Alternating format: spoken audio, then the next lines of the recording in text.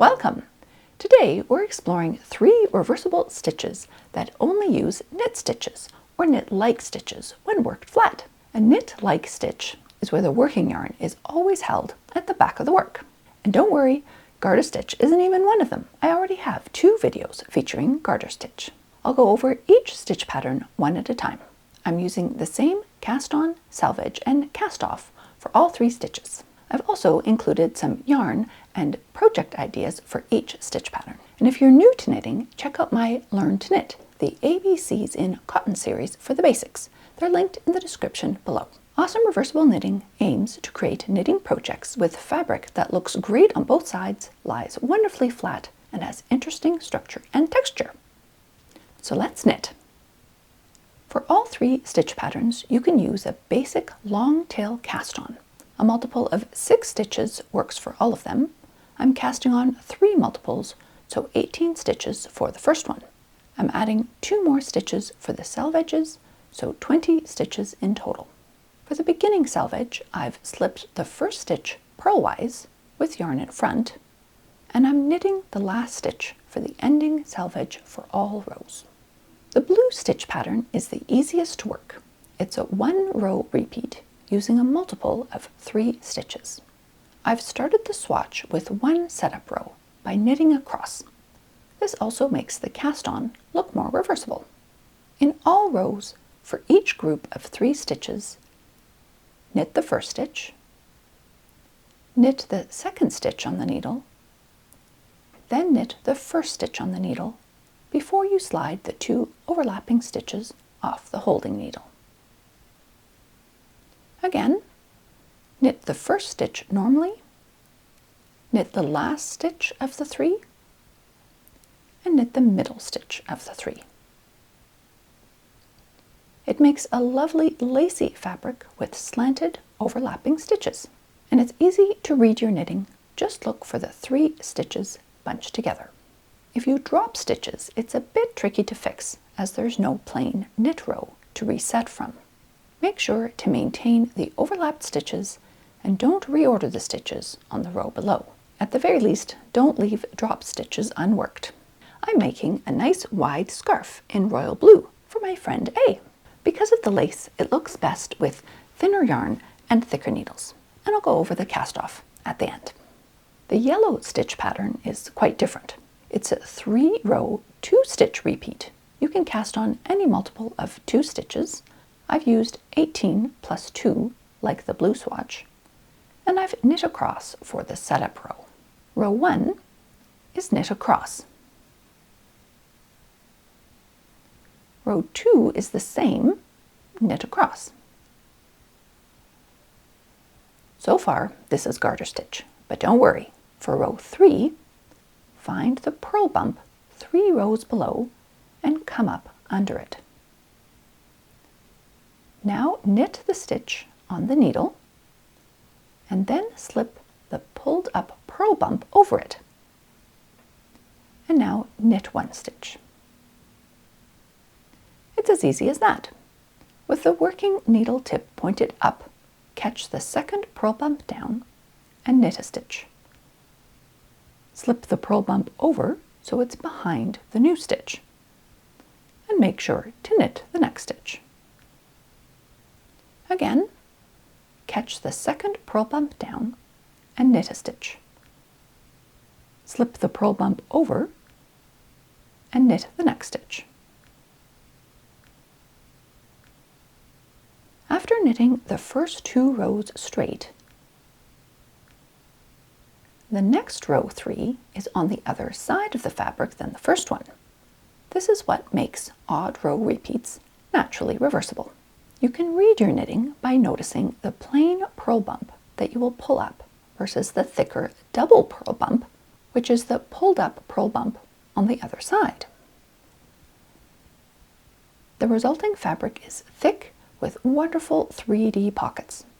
The 2-stitch repeat ensures that the pulled up rows alternate stitch columns, so there's still movement in the fabric.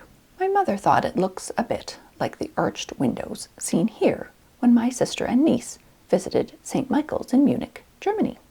Because of the layering, it does take quite a bit of yarn. A medium yarn with matching needles works well. The fabric is a bit stiffer and so it would work well for a blanket that keeps its shape. I suggest casting off on row 1, which I'll show you after the last stitch pattern. The red stitch pattern has the most variety in technique. Each of the 3 rows is different.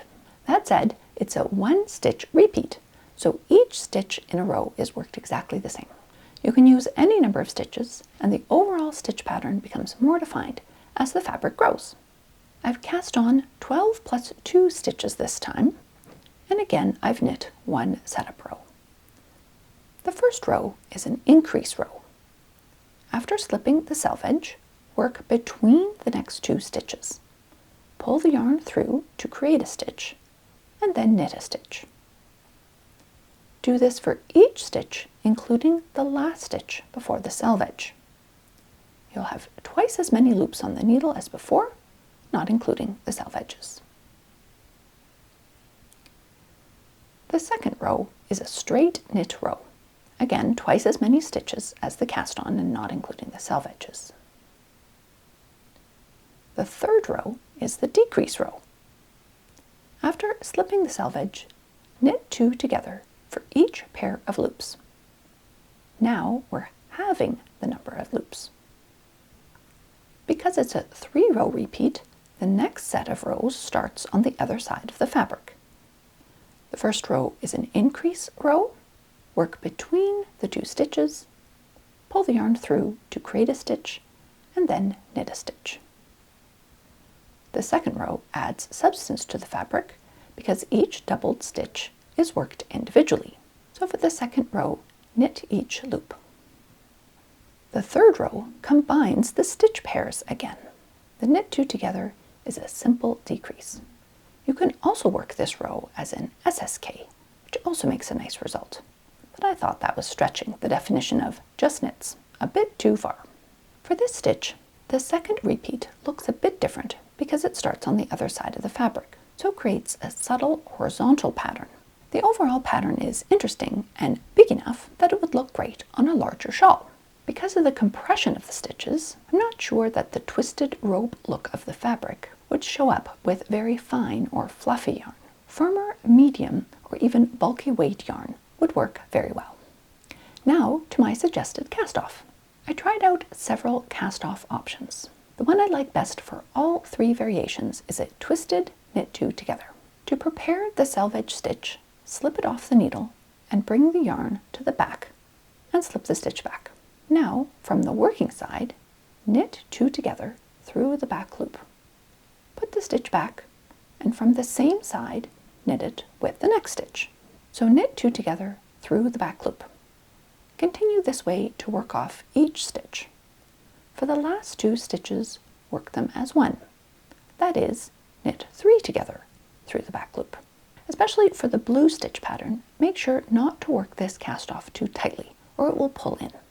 The key to these 3 stitches is that a knit worked on one side of the fabric makes a purl looking stitch on the other. The reversible nature of knit and purl stitches and the odd row repeats is what these 3 stitch patterns take advantage of.